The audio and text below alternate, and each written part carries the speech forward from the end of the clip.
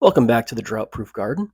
Starting this month's walkthrough update with my pair of patio dwarf variety tomato plants.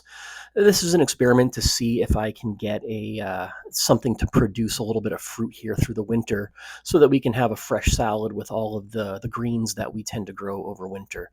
Not sure if it's going to work out. I have these in a nice sunny, warm spot, and they're also getting the advantage of our energy inefficient house. A lot of heat bleed through there. I think I'm going to rig up some frost covers in the next couple of days, though, as a precaution. Now that it's cool enough to keep them alive outside, I ordered in a pound of composting worms. Way more excited about that than a grown man should be. I did this last year. I set up some vermicomposting and it worked great. The problem is I don't have a climate controlled area to keep them in the summer. So I have no choice but to really let them go. Worms can survive, I believe, up to about 90 degrees. After that, they start dying off.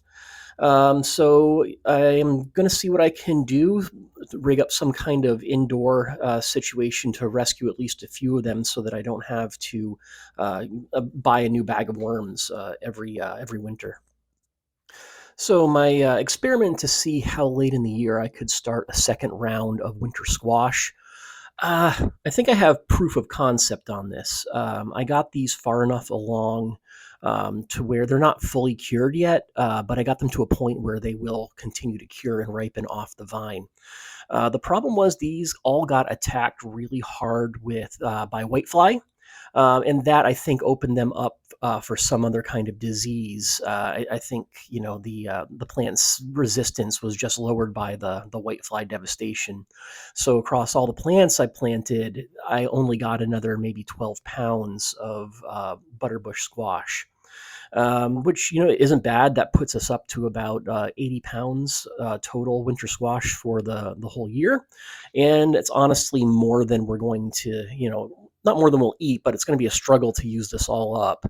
I think I have, like I said, proof of concept. If I'd maybe been on top of the pest problems and put these in a sunnier spot, I would have gotten more out of them. So you'll notice that a number of my rapini plants are missing, and it's not because we've been eating them. Honestly, the rapini was a giant no from my wife and I. Tremendously bitter. We determined there's no way that we could cook it that's going to make us want to eat it. So I started cutting the plants and giving them to my chickens, who are bonkers for any kind of fresh green. But then I realized the flowers, after they emerge, are a real pollinator magnet, as you can see here.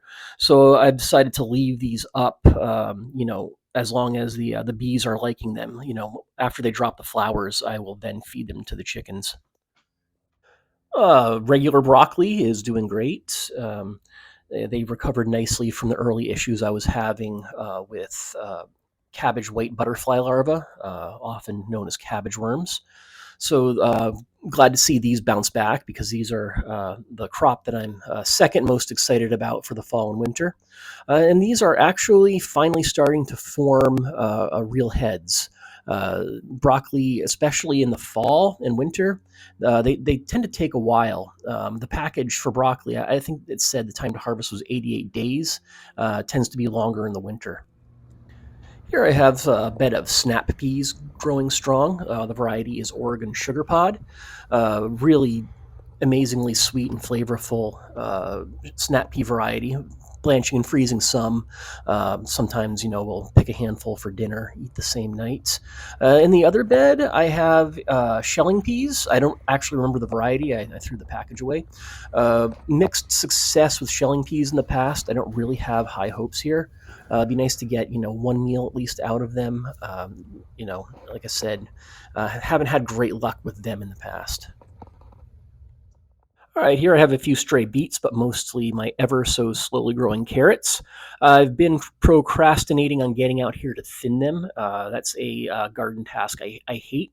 I love most things about gardening, but there's a few things like thinning carrots, seeding carrots, and dealing with hoses that I'm just not a fan of. But I'll force myself to give them a little breathing room here soon. In these two beds, I have mixed salad greens, some various leaf lettuces, and other greens. Also, this is where I planted our handful of radishes, some of which are starting to get big. Um, we've been already starting to hit the leaf lettuce up for salads and sandwiches and stuff like that. Like I said, some of the radishes that I have going in this bed, you'll see here in a moment, snuck up on me how big they are. They're getting. I'm going to have to do something with these soon, so they don't get all woody and fibrous. Again, because I don't care that much about radishes, I don't recall what exact variety this is. It was part of a random assortment of seeds we traded for, but it seems like it's time to make some pickled radishes at the very least. I've got a handful of bush beans here. Surprised that they're actually still alive. The frost here seems like it's a little late. Usually by late November like this, we've had at least one frost, which would kill off the beans. But these are still going strong. Bush variety of anything doesn't have the yield of a vining variety, so these aren't offering up a tremendous amount. But it's nice to get some green veggies in a otherwise cold gray season. Okay, this corner of the yard is all torn up for a project. It was supposed to be a simple, easy job where I replaced an impractically sized garden bed with something a little better. But of course, it turned out to be a whole Pandora's box involving the building of a retaining wall to level an area, et cetera, et cetera. So, in over my head on this one, to be honest. But if this is successful, look for details in an upcoming video. All right, here is my favorite fall winter crop, potatoes. Along this fence, I have primarily Yukon Gold potatoes. These were all started, or most of them were started from store-bought potatoes that I got to chit and sprout and planted those. Yukon Golds are a great variety if you have a short potato growing season. You'll get something out of them in ideal conditions in 75 days or less, so that's great. Here are my Clancy potatoes, which I started from true seed as a curiosity. Really not a practical way to grow a large amount of potatoes, but I'm curious to see how these turn out. These got a little battered during some recent winds, but they've already recovered. And these potatoes here are russets, again, started from grocery store potatoes. We'll see how these do. These are going to take forever to get to good baking potato size just because this section of my garden does not get a lot of sunlight in the winter. Very short growing days. But as long as they're not killed by frost, they will eventually yield something. I have a future video planned on my experience with overwinter potatoes. So look for that, probably March. All right. In addition to some basil that's actually still alive and going strong, left over from the summer, I have my beets and turnips in this bed here, and these are getting close to about when I'm going to want to find something to do with them. Uh, Beets I like, but in small amounts and rarely, so this could be a challenge. Likewise, my turnips suddenly got huge. Hopefully, these haven't turned to wood just yet. If I can get that leaf out of the way, you'll see. So these, I'm thinking what I'm going to end up doing is just kind of parboiling them in some broth and then freezing both the broth and the chunked turnips together. And then I can use that for a super stew when, I'm ready to do that. If it's gone too far and turned fibrous and woody, I'll cook them up and give them to the chickens. It's great that if you have chickens, nothing is ever really wasted. It just gets turned into eggs and fertilizer. Here is a bed of Brussels sprouts, red cabbage, and a row of Swiss chard in the back. Everything in this bed is growing tremendously slow because, again, this corner of my yard and garden in the winter does not get a lot of direct sunlight. Everything here is just going to grow really slow. Hopefully, we'll be having some Easter Brussels sprouts. I'm going to end things with a little bit of a spinach harvest. I'm planning a spinach dip appetizer here for Thanksgiving Day, which is coming up tomorrow in the US. Because, there is nothing quite like growing a bed of healthy, delicious organic greens and then converting those greens into a dairy-based, highly caloric snack. The cool thing about spinach here is it is to a degree a cut and come again crop.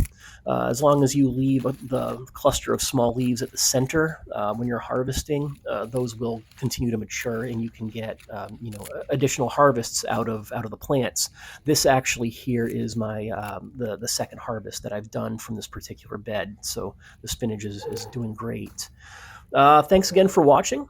I know that these monthly garden tours might not be the most interesting things in the world to most people.